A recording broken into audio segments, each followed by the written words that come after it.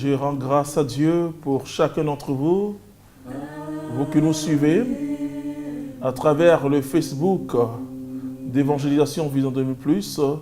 Soyez bénis, shalom, dans le nom puissant de notre Seigneur Jésus-Christ. Nous sommes toujours sur notre thème du mois, à savoir acte prophétique. Nous allons aujourd'hui voir un homme de Dieu que j'aime beaucoup qui s'appelle Élisée.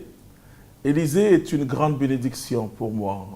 Personnellement, je dois beaucoup de choses à Élisée parce que Élisée m'a beaucoup enseigné dans la foi. Alléluia. Et je crois que en cet après-midi, en ce milieu du jour du samedi 20, et je pense qu'il va te parler aussi.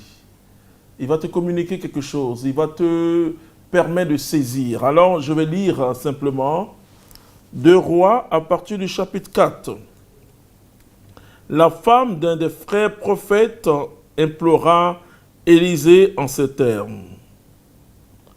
Ton serviteur, mon mari, est mort, et tu sais que ton serviteur craignait Yahvé.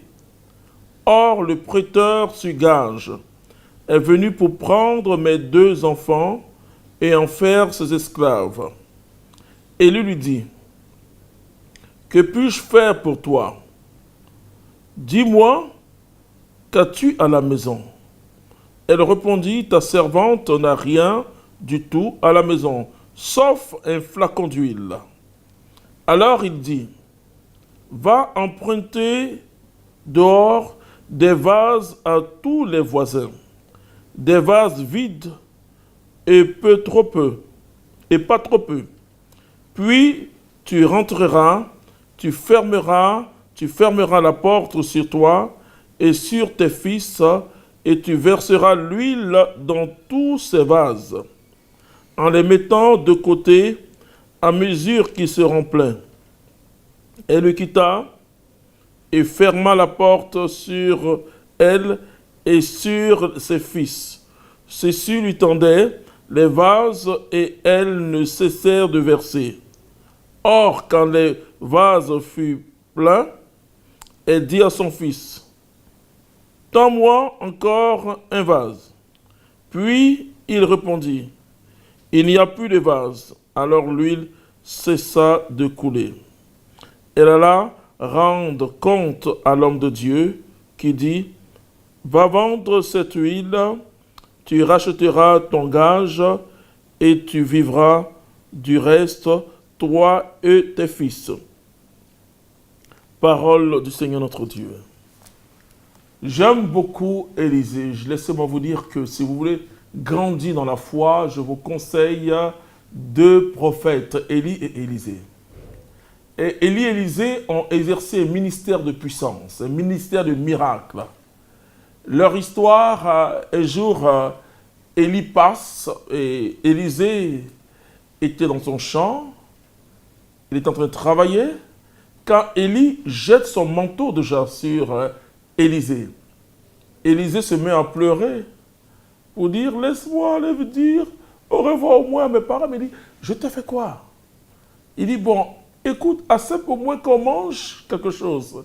Et Élisée a fait tuer des bœufs. Et donc, ils ont mangé, bien sûr, avec leurs hommes, ils ont mangé. Et à partir de ce jour, Élisée est devenu disciple d'Élie. Alléluia. Voici que Élie meurt, et vous connaissez la suite. Élisée a une double onction, de l'onction qui était sur Élie. Je peux te parler de l'onction. Et moi, je découvre l'onction aujourd'hui comme une grâce extraordinaire, mais l'onction comme l'aura divine. Et parce que l'aura, c'est ce que est sur nous, d'une manière, je le dirais, gracieuse et mystérieuse en même temps, et ce qui fait que nous avons quelque chose de plus que les autres. Et l'onction fera toujours la différence. Et l'onction, et beaucoup de gens disent, bon, j'ai reçu l'onction, mais ce que je reçois, quand je parle de l'onction, je comprends pourquoi la Bible parle de l'onction d'Élie ou l'onction d'Élisée. Parce que l'onction épouse notre fragilité, notre nature humaine. L'onction se manifeste comme un vêtement de puissance que Dieu met sur nous. Et ce vêtement, nous pouvons communiquer, quand nous avons cette onction, communiquer l'onction à d'autres personnes. Et ce qui est un peu étrange, c'est que quand quelqu'un reçoit l'onction par notre prière, vous allez voir que les grâces que Dieu a mis en nous, et vous allez voir ces grâces se manifester dans cette personne pour qui nous avons prié.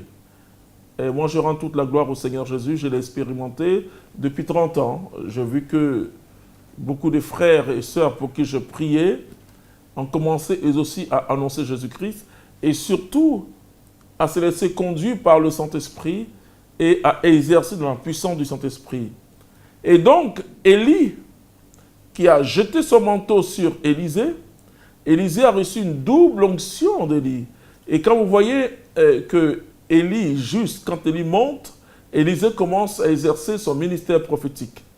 Mais la particularité d'Élisée, c'est que, et bien sûr, ça se comprend, il a reçu une double onction, mais c'est vraiment un géant, un héros de la foi.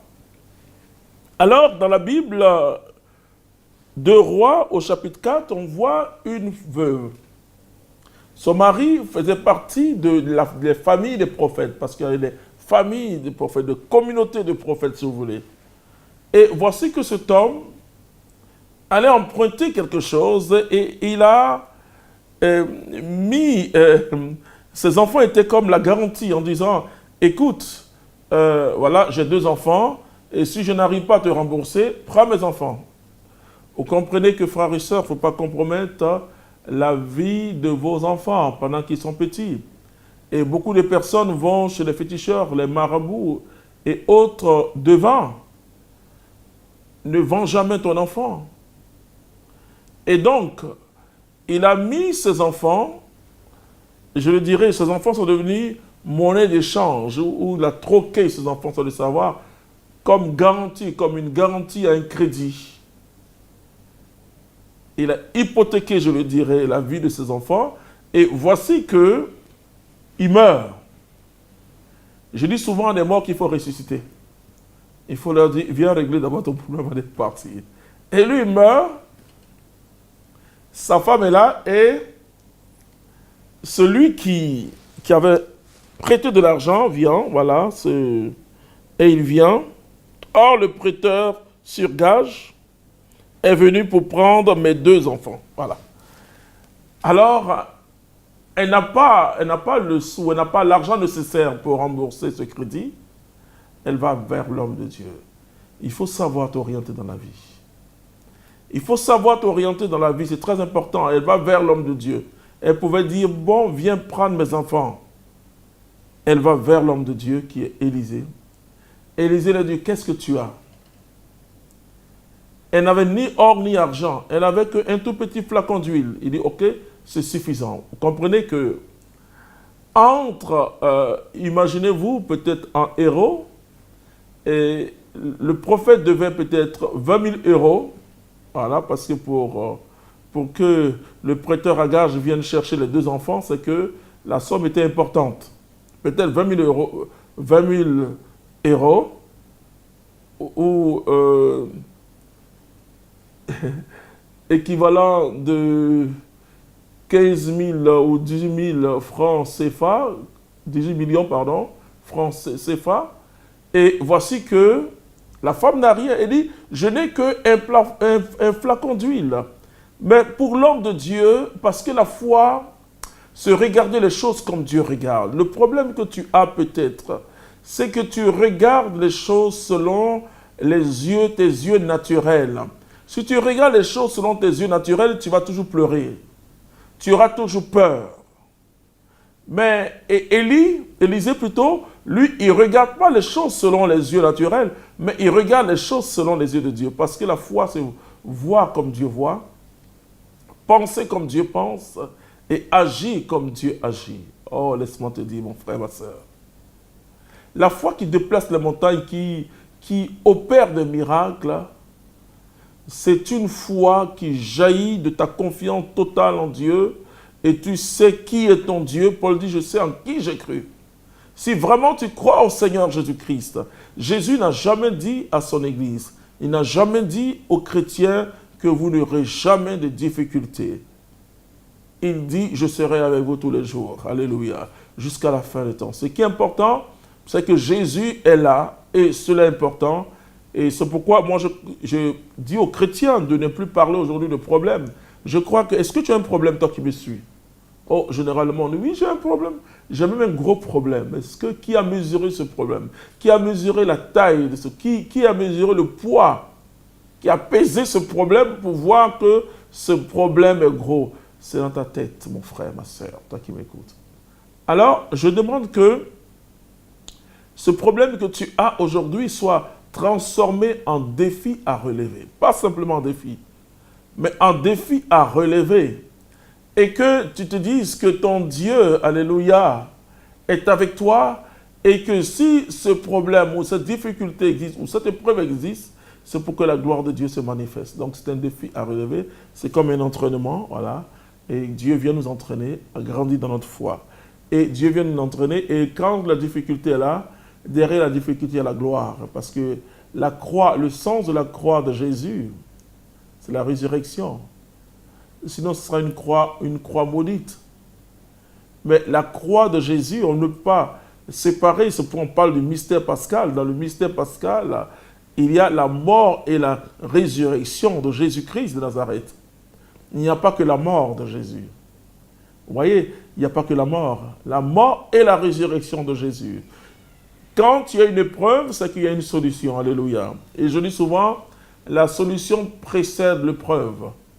Alors, Élisée dit, va chercher des vases. Tu prends des vases chez les voisins. Entre dans ta chambre et ferme la porte. Un acte prophétique aussi. Vous voyez, ce qui nous fatigue, nous les chrétiens, c'est que nous avons des problèmes à comprendre la foi. Quand Jésus guérit quelqu'un, il dit, ta foi t'a sauvé. Ta foi t'a sauvé. Il ne dit pas autre chose. Hein?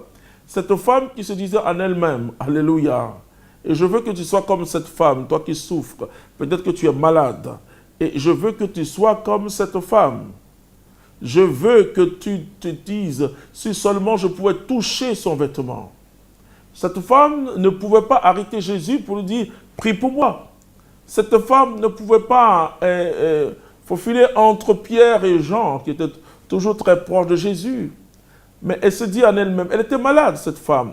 Le miracle vient que quand tu défies ton handicap, ne dors plus avec ton handicap, défie ton handicap, défie ta difficulté.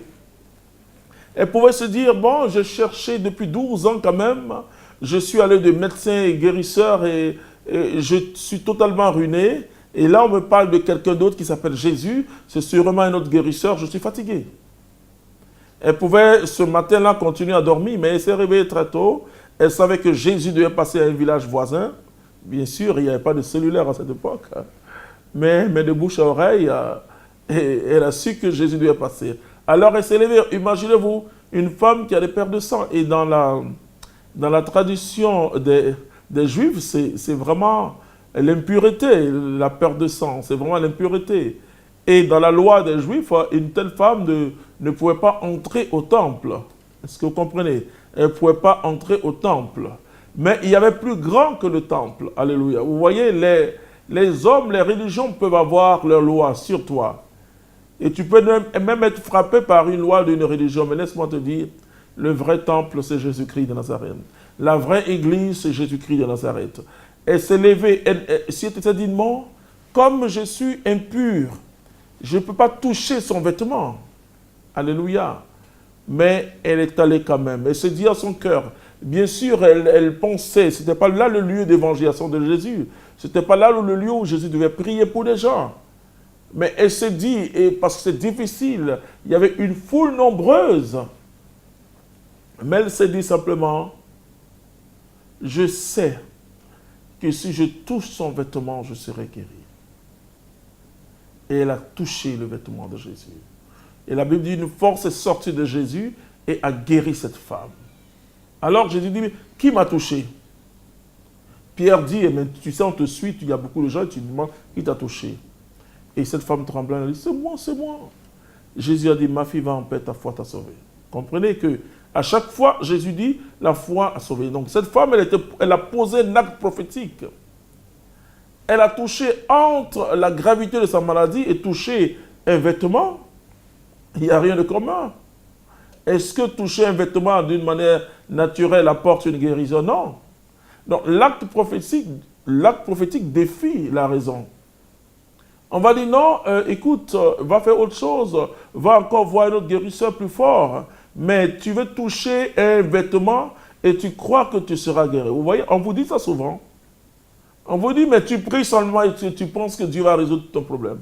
Continue à prier, mais cherche aussi du travail, fais autre chose. Voilà. Mais prie. Commence par la prière. Alléluia. Donc, mais elle s'est dit en elle-même. Elle pouvait se dire en elle-même, en touchant, je vais tirer le vêtement et puis il va s'arrêter. Mais elle a dit, je sais. Elle a dit dans son cœur, si je touche son vêtement, je serai guéri. Est-ce que tu comprends ce que je suis en train de dire? Est-ce que quelqu'un comprend ce que je suis en train de dire? C'est ce qu'on appelle un acte prophétique. Et comme je l'ai dit toujours, un acte prophétique est guidé par le Saint-Esprit. Cette femme qui venait vers Jésus avec beaucoup de foi, et Dieu est venu au secours de son raisonnement, au secours de sa prière, Dieu est venu au secours de sa pauvreté, et Dieu a poussé cette femme à poser un acte prophétique. Ce qui est intéressant dans le texte que je viens de lire avec le texte de notre ami Élisée, dans 2 Rois chapitre 4, à partir du verset 1, c'est que Élie dit, ok, va demander des vases aux voisins. Donc elle est allée chez un voisin et ses enfants, ils sont pris d'un peu, elle avait 2 garçons quand même, il fallait qu'ils servent à quelque chose. Donc ils sont allés ramasser et c'est beaucoup. Et Élie dit, entre dans ta chambre et ferme la porte et remplis vase par vase. Vous voyez, cette femme pouvait dire, non, mais c'est pas possible. Mais elle aussi, elle entre, elle ferme sa porte. C'est un acte prophétique. Mais elle pouvait se moquer de l'homme de Dieu. Elle pouvait dire, mais lui, il est fou. Moi, je vais vers lui pour demander de l'argent. Moi, je vais vers lui pour qu'il m'aide. Voilà ce qu'il me dit. Il se fout de moi, lui, là. Mais elle a obéi. Rappelez-vous, à Cana, qu'est-ce qu'ils ont fait? Ils ont obéi. Marie dit, faites tout ce qu'il vous dira. La bénédiction commence que quand tu écoutes le Seigneur, quand tu fais ce que le Seigneur te dit. Et Jésus dit, allez remplir ces jarres. Et ils sont allés remplir les 6 jarres.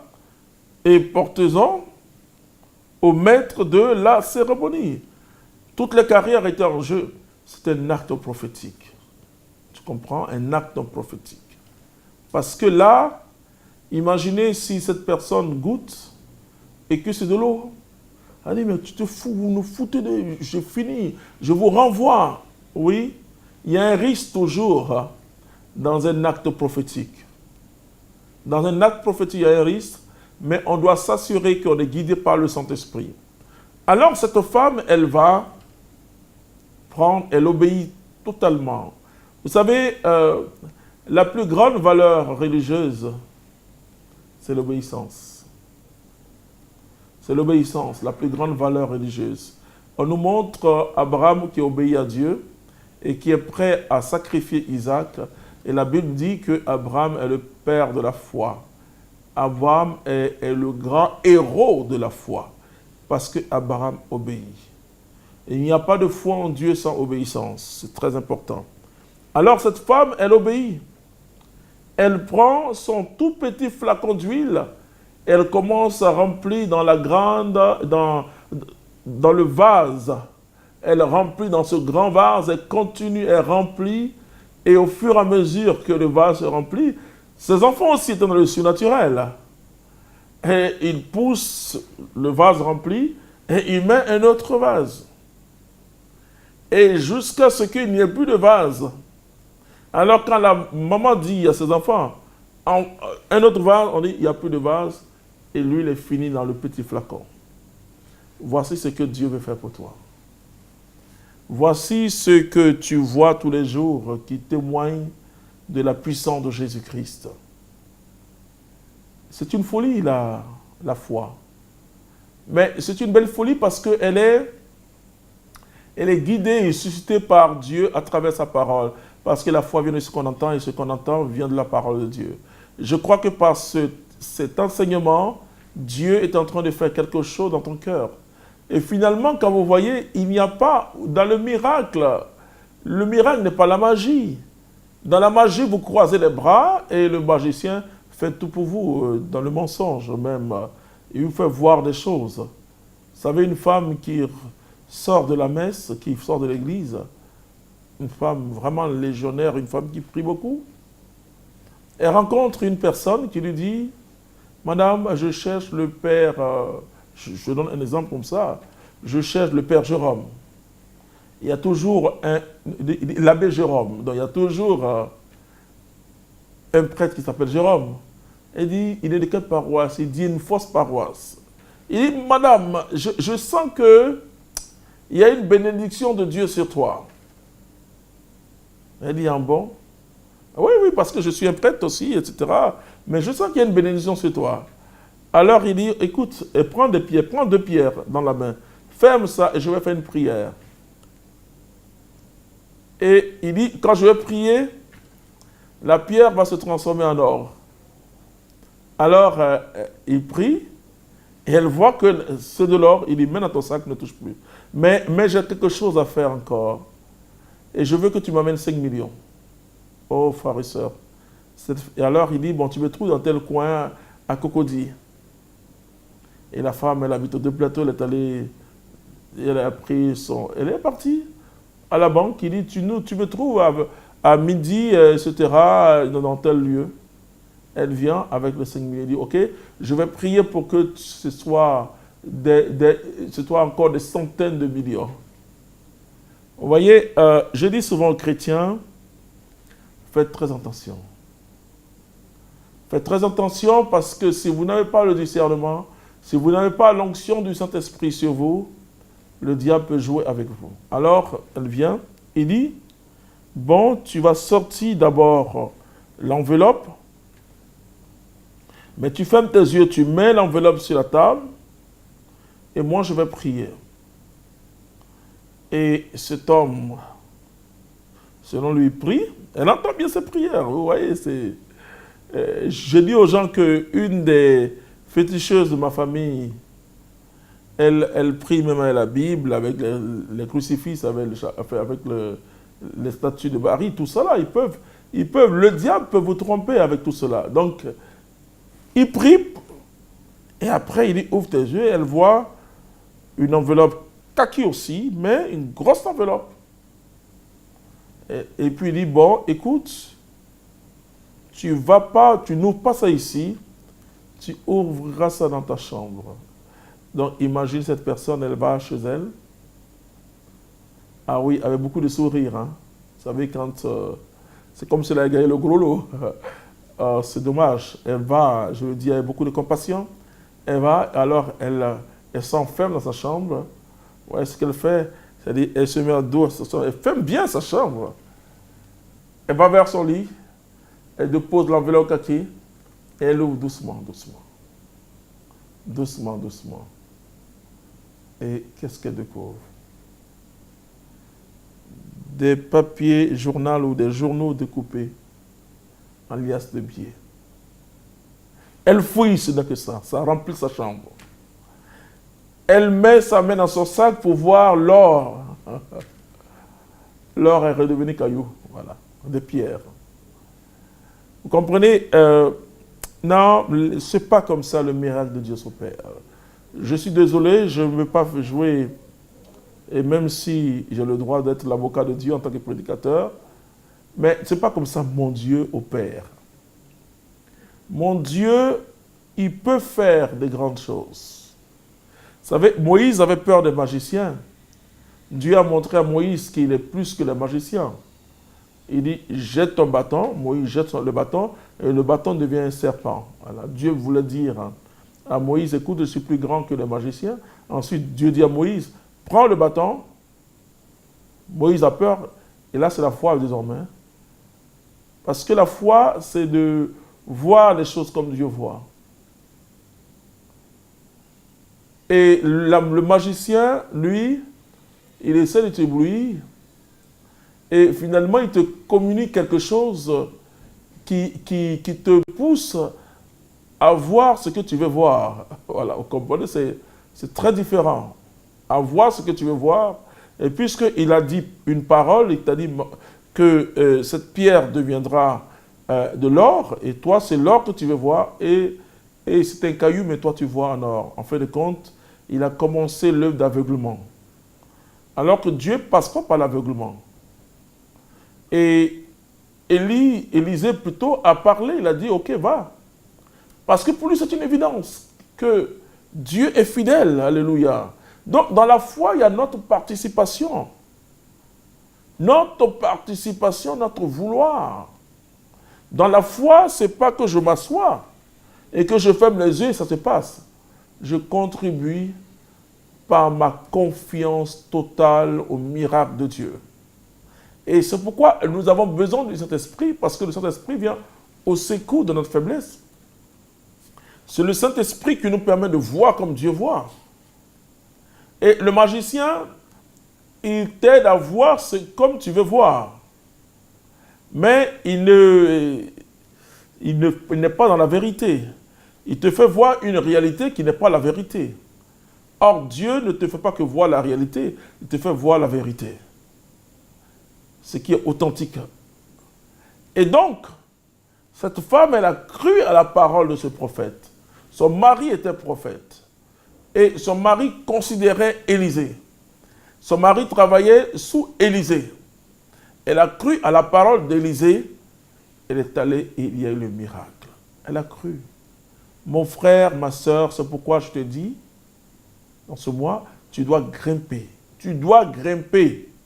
L'acte prophétique va t'entraîner dans le grand miracle de la part du Seigneur Jésus-Christ. Il y a ta part. Mais Pierre a marché sur l'eau parce que Jésus a dit marche. Et après, Pierre s'est rendu compte qu'un être humain ne peut pas marcher sur l'eau. Hop, il a failli se noyer. Alors, il faut rester dans le raisonnement de Dieu. Et c'est pourquoi dans le mois de novembre, on va encore élever la barre pour que tu puisses grandir. La vision de ces émissions, c'est pour aider les chrétiens, excusez-moi, à ne plus être dupes. Il ne faut pas te laisser tromper, il ne faut pas te laisser avoir. La foi en Dieu et le véritable serviteur de Dieu, c'est celui qui t'aide à grandir dans la foi. Pas celui qui est le maître, il n'est pas ton maître, nous ne sommes pas, je ne suis pas ton maître, je ne suis qu'un témoin qui a expérimenté la foi et la puissance en Dieu. Et je dis l'acte prophétique sort de l'ordinaire. Et c'est pourquoi l'acte prophétique, tu peux pas répéter. Un jour, si la femme elle est d'accord, qu'elle prenne encore un petit flacon d'huile et qu'elle aille acheter elle-même, cette fois-ci, des barriques de, je ne sais pas moi, et qu'elle essaie de verser, il n'aura pas de miracle. Et quand tu essaies de répéter l'acte prophétique, tu crées une nouvelle doctrine. Et je vois des gens qui sont en train de créer sans le savoir dans l'église même des nouvelles doctrines. Non. Tu ne dois pas créer une nouvelle doctrine. Parce que l'expérience n'est pas une preuve théologique. Tu ne dois pas créer de nouvelles doctrines, tu dois entrer dans la doctrine de l'église. Tu ne dois pas créer. Et c'est parce qu'un jour, en passant, tu as touché quelqu'un et qu'il y a eu un miracle, tous les jours en passant, tu as touché les gens en disant Seigneur, fais le miracle. Non. L'acte prophétique est un acte de foi d'abord, mais cet acte prophétique a toujours un effet de surprise, d'inattendu. La femme ne s'attendait pas à ça. Et Élie même, en parlant, ne s'attendait pas à ça, mais c'est sous la motion du Saint-Esprit qu'il a parlé. C'est sous la motion du Saint-Esprit, c'est très important, c'est pourquoi je vais beaucoup insister dans le mois de novembre sous la motion du Saint-Esprit pour nous aider à encore croire.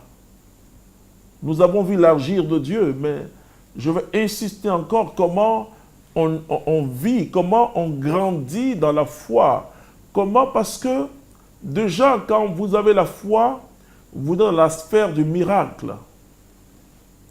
Parce que la foi est une sémence surnaturelle que Dieu jette en nous par la parole de Dieu, comme un peu ce que Matthieu chapitre 13 dit. Donc Dieu jette cette semence en nous. Mais il faut que cette semence tombe dans un bon cœur. Il faut que ton cœur s'ouvre et que ton cœur ne soit pas un cœur de pierre, mais plutôt un cœur de chair. Alors mon frère, ma soeur, l'acte prophétique, c'est ça. Et je veux que tu grandisses. Je veux que, parce que jusque-là tu dis, Seigneur, voici tel problème. Non, le Seigneur ne te demande pas de venir devant lui pour dire, Seigneur, tel problème. Il faut transformer tes problèmes en défis. Et quand j'ai un défi, je dois surmonter le défi. Je dois vaincre, alléluia. Je dois obtenir une solution, un résultat, je veux dire. Les gens viennent devant le Seigneur. Seigneur, c'est mon problème. Non, c'est pas ça. C'est pas comme ça on grandit dans la foi. Hein. C'est pas comme ça. Si on t'enseigne comme ça, je te dis, c'est pas ça. Tu dois poser. Et cela veut dire que tu dois chercher une communion avec le Saint-Esprit. Quand tu as l'impression que tu as un grand problème, comme je vous l'ai dit toujours, retire-toi. Retire-toi et va prier. Ne demande rien au Seigneur Jésus-Christ.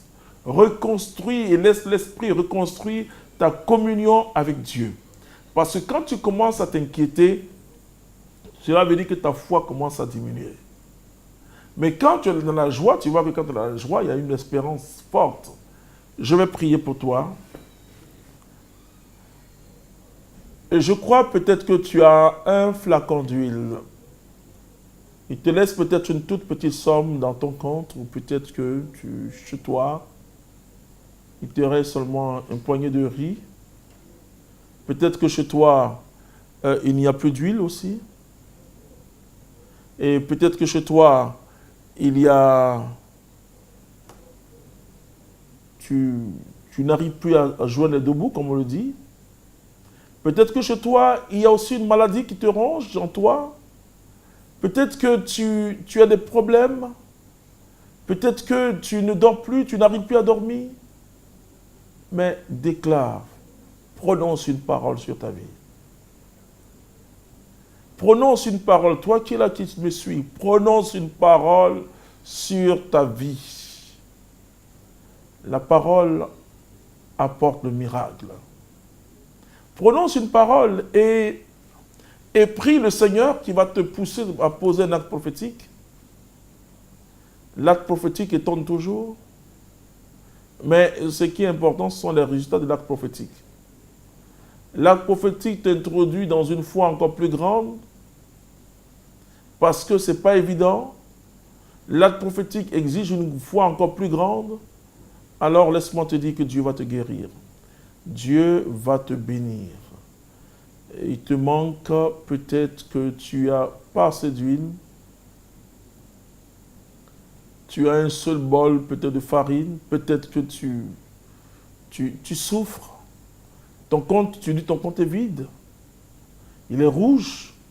Mais je vais prononcer une parole, une déclaration prophétique sur ta vie. Et quelle que soit ta situation, laisse-moi te dire, lève les yeux vers Jésus. Lève les yeux vers Jésus. Ne vois pas selon l'expression de ton cœur qui est affaibli par l'épreuve, mais vois à partir de ta foi en Dieu, vois la grandeur de ton Dieu. Père, je déclare au nom de Jésus-Christ que Jésus est la solution. Je déclare au Père une parole de force et de bénédiction. Que la situation change au nom de Jésus-Christ de Nazareth. Père, que tes enfants passent des difficultés aux solutions.